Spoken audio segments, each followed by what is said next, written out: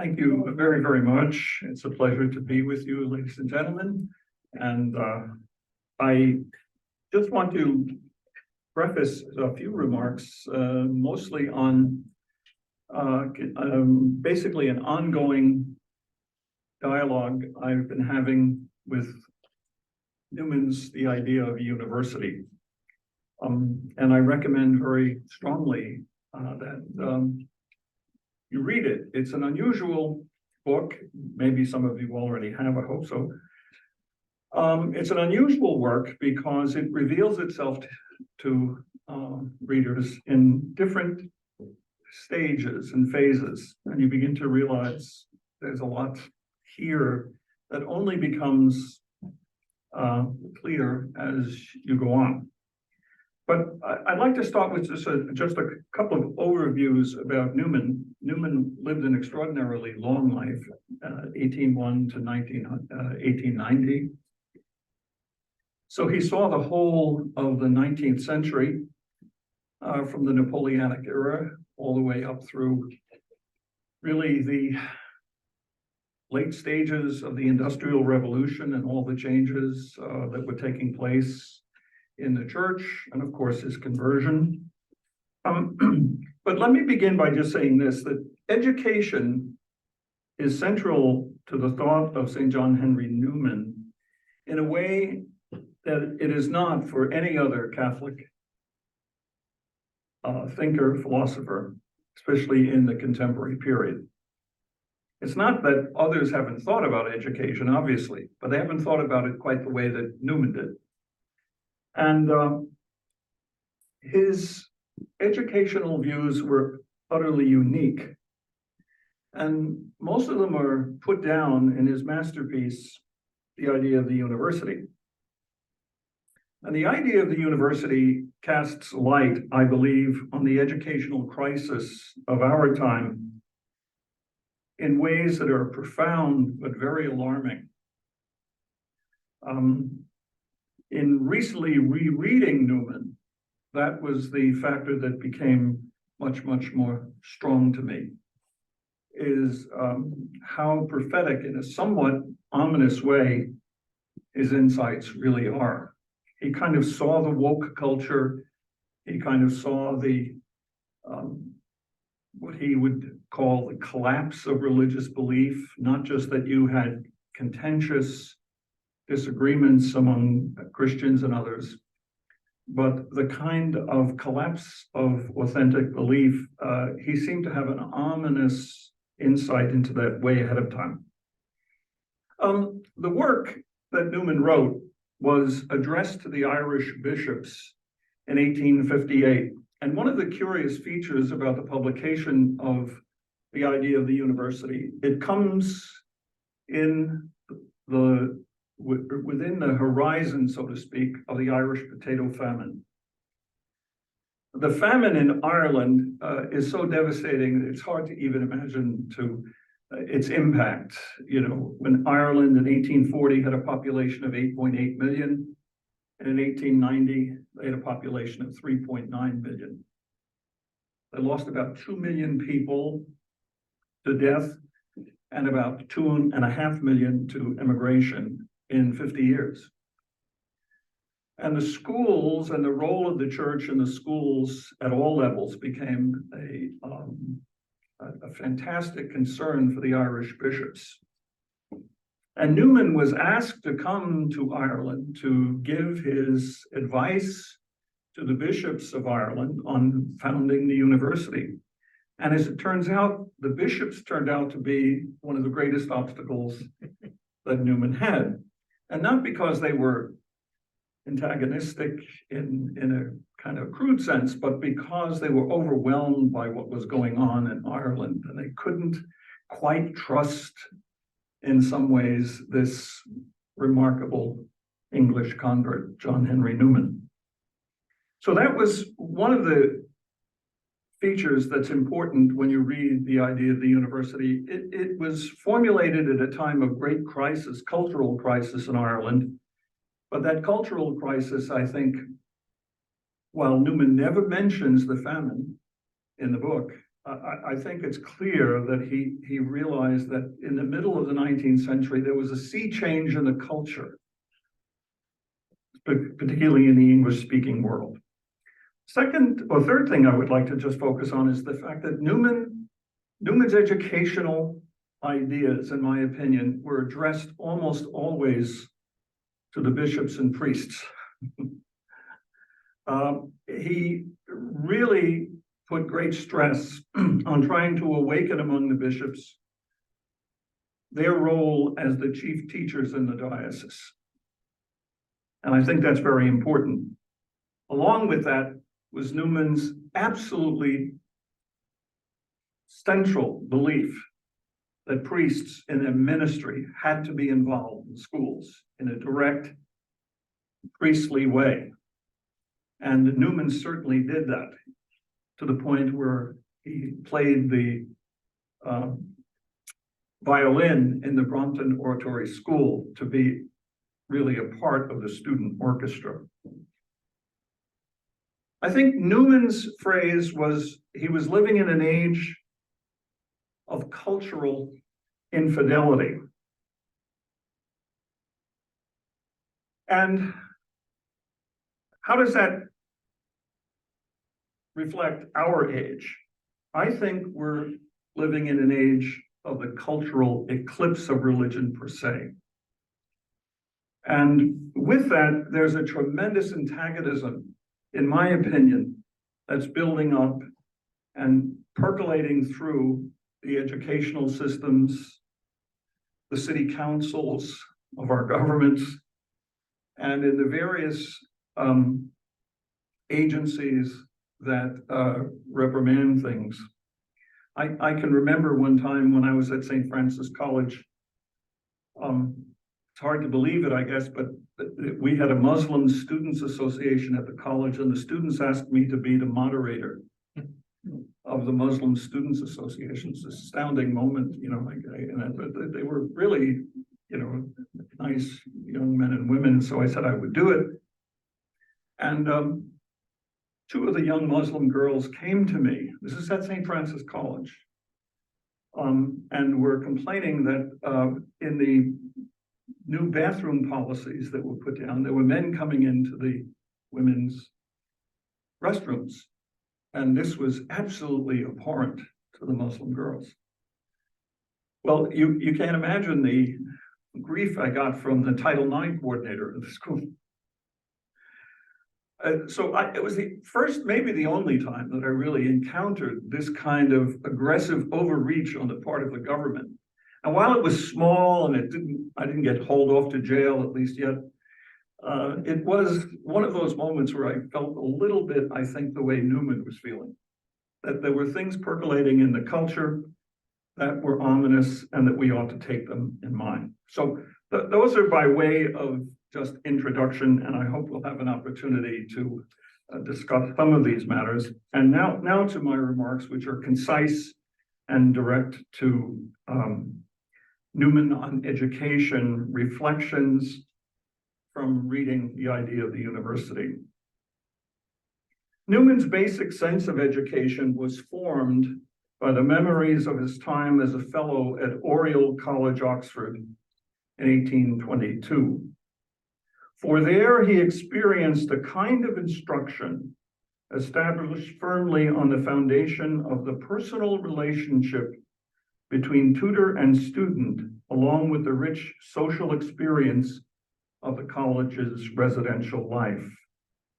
Newman was convinced that such a personalistic model of education ought to be adopted by Catholic schools because it embodied the traditional Catholic principle of the inherent dignity of the human person, and therefore was the mode of instruction best suited for a Catholic school. Indeed, Newman envisioned a Catholic school as an intimate community of teachers and students who were privileged partners in a noble Catholic enterprise, companions and pilgrims, as he would say, gentlemen on another occasion, gentlemen in service to a faith which is forever seeking understanding. This is from the 8th discourse of the idea of the university. Of course, Newman was convinced that liberal education in the humanities and sciences was the end of university instruction, but he understood this idea in a highly nuanced way. In his mind, liberal education did not aim at the accumulation of enriching intellectual experiences, something like an extended shopping spree in the marketplace of cultural consumerism. Further, he understood it to be something much more than a passive activity, where educational treasures were merely collected and stockpiled for a future advantage, that is, for career advancement or as an exotic hobby. On the contrary, Newman conceived liberal education as a thoroughly active undertaking, the acquisition and engagement of a set of vital, rational principles of moral and intellectual growth, a continuous, lively experience of the cultivation of the Catholic mind of students, which he called his special philosophy. Now, this phrase is unfortunately susceptible to misunderstanding by contemporary readers of Newman, who might suppose that he is referring to a standard academic course from the catalog of Western philosophy. Indeed, he is not referring to such a course, but to a distinct species of knowledge derived from an integrated program of Catholic instruction, which is directed to the continuous expansion and steady illumination of the mind. Newman was convinced that in Catholic education, something special took place. Once the critical mass was ignited, something different took place, an ascent took place. And that special quality of Catholic education could be lost, unfortunately. And therefore, you had to work constantly at the form of the school and the way in which that special philosophy emerged.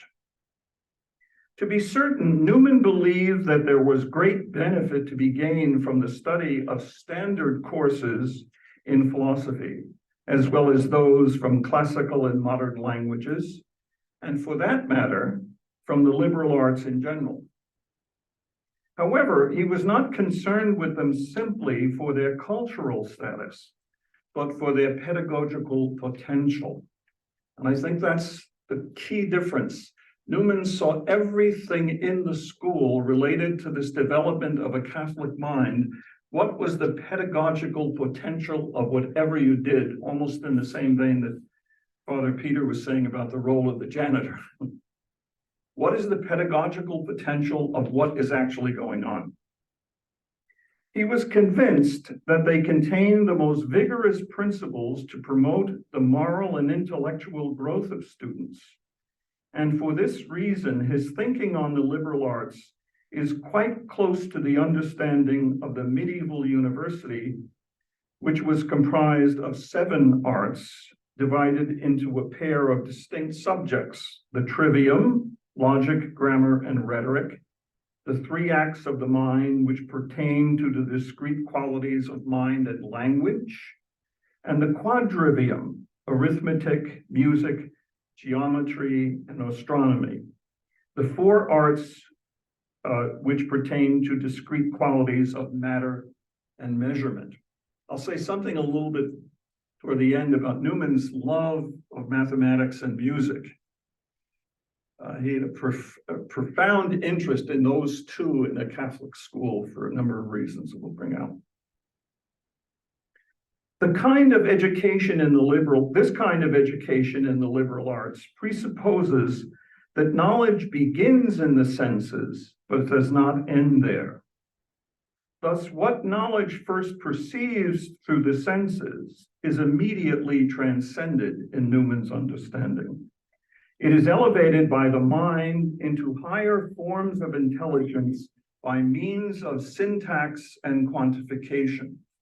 So again, for Newman, the importance of language instruction and mathematics had a great deal to do with the formation of mind. And he saw in that a very, very immediate connection to a Catholic understanding of things. For this reason, Newman maintained that the trained mind always sees more than the senses can convey, that it grasps what it first perceives through the senses and reasons upon them, to invest them with ideas that are not restricted by the sensible world of matter, space, and time. Therefore, the pedagogical aim of the liberal arts, as Newman conceived it, was to cultivate the innate seed of transcendence naturally present within the minds of students and nurture its growth in every way possible. I would emphasize that, the innate seed of transcendence, which Newman saw as essentially the divine gift planted in each soul that we had to cultivate, that we had to assist a young person to become aware of. So, as the name indicates, the distinctive characteristics of such an education, that is in liberal arts, Newman saw was a liberation. The liberal arts were the freeing arts for him. Freedom from ignorance, error, or the oppression of unexamined opinion. For these reasons, a liberal arts education has the goal of enabling students to become free, independent learners and thinkers for the rest of their life. For Newman, the absolute uncompromising position was that education is a freeing activity. A person freed to become what they were meant to be as human beings made in the image and likeness of God. It was a freeing activity.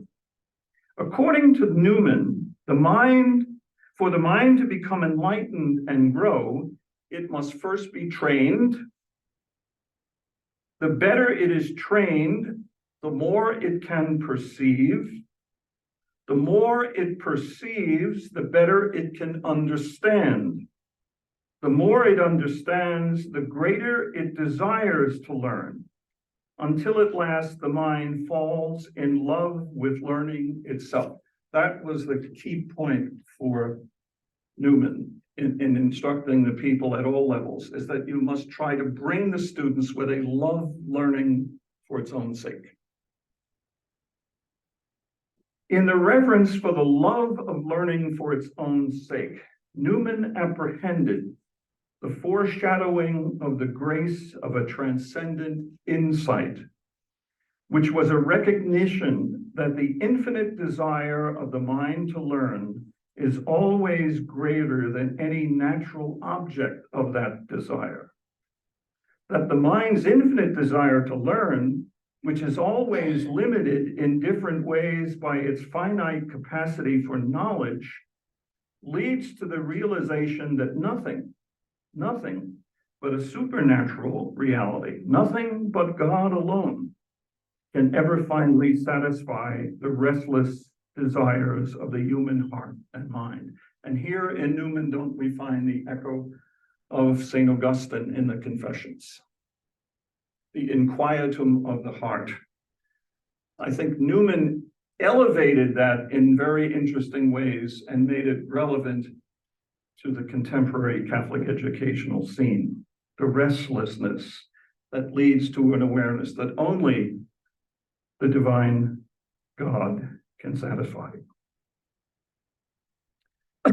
In a word, for Newman, the love of learning and the desire for God are mysteriously one and inseparable. And the realization of this mysterious truth, we must imagine, is the essence of Newman's special philosophy of education. That the love of learning and the desire for God are inseparably one. And for Newman, every feature of a Catholic school had to somehow take on that understanding. Before considering Newman's understanding of the role of theology in a Catholic school, a few words about his general understanding of personalism in education. He maintained that the formal instruction of the teachers should always be characterized by kindness, generosity, benevolence, toleration, and prudence. At the same time, among the students, spirits of respect and reverence, along with the spirits of youthful energy and devout innocence. Newman was very conscious, especially in Birmingham, of the forces that corrupted the innocence of the young. He spoke about it on many occasions. Both these sets of personal qualities, that is, the qualities of the teachers and the qualities of the students, Newman thought were meant to decorously complement each other. The kindly wisdom of the faculty and the deferential enthusiasm of the students working in harmony to animate a school with the radiant joy of Catholic learning. Basically, Newman considered education to be a wholly active enterprise, not a passive one. For this reason, he considered it a dynamic experience of learning and relearning how to think by constantly making connections between the innumerable objects of thought. Newman had this great sense of architecture as a teaching vehicle. He found the fascinating connections in buildings, especially for young minds, to constantly see how buildings work together, how they're not just piles of brick, they're dynamic forces in tension. They're working together. And he thought this was a great, important insight to develop.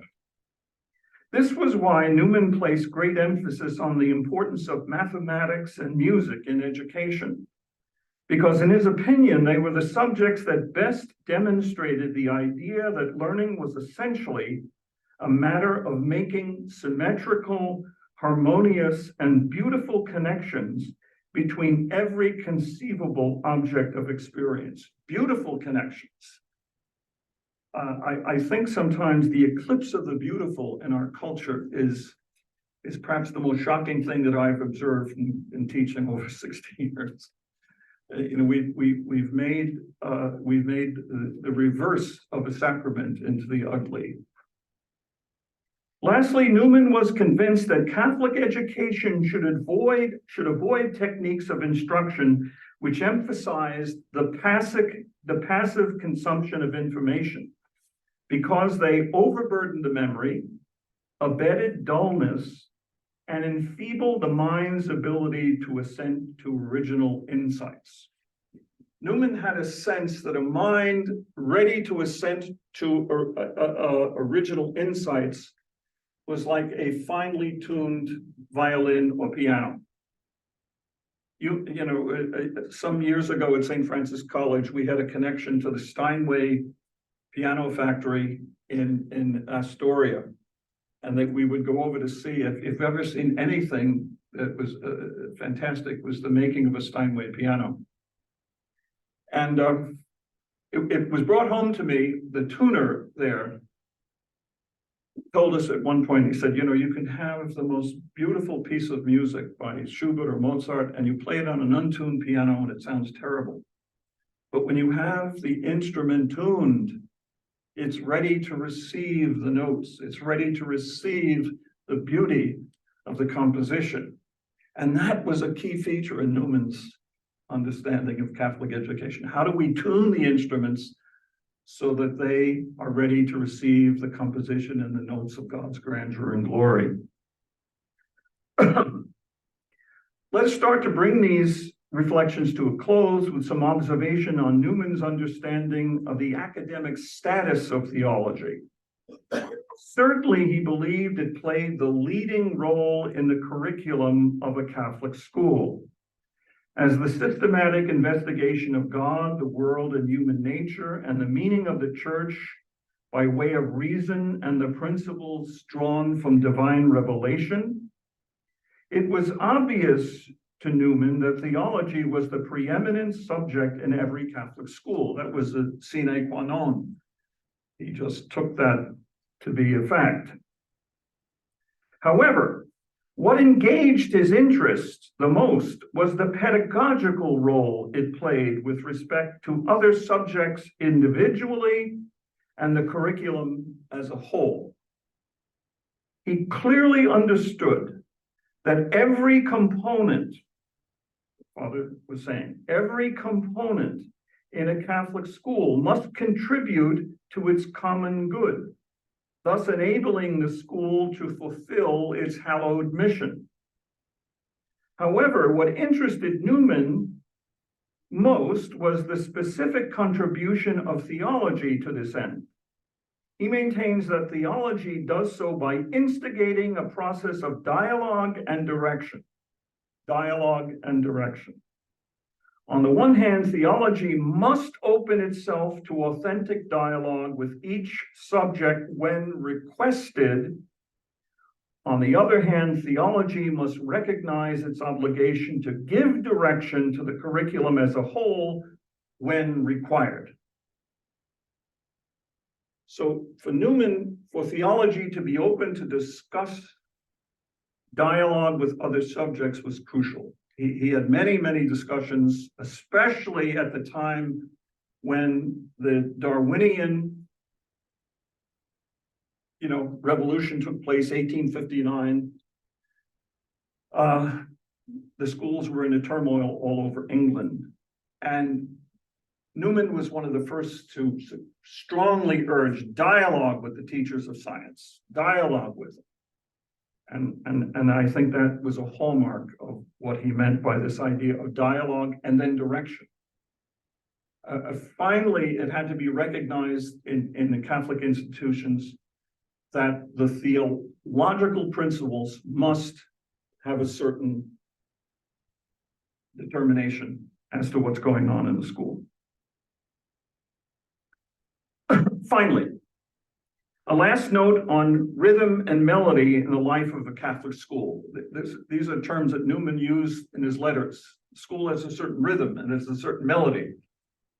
He used that frequently, not so much in this work, in the idea of the university, but in his letters, he used them many times. As mentioned earlier, Newman esteemed the role of music in the curriculum and its presence in the social life of the school. Indeed, he was an active member of the student orchestra of the Brompton Oratory, playing the violin with great zeal. He loved Schubert and Beethoven on the violin. He was convinced that each Catholic school develops over time a distinctive personality which has a musical-like quality. This is because it is made up of the untold number of rhythms and melodies that make up its daily life. This unique personality, Newman thought, needs to be properly trained and carefully directed to the perfect fulfillment of the mission of the school. The personality needs to be directed. Accordingly, Newman thought that a Catholic school is best conceived, the best image, is a choir of many voices, wherein each member contributes a part to the exquisite performance of a beautiful canticle of knowledge and virtue, which glorifies God and ennobles the human spirit.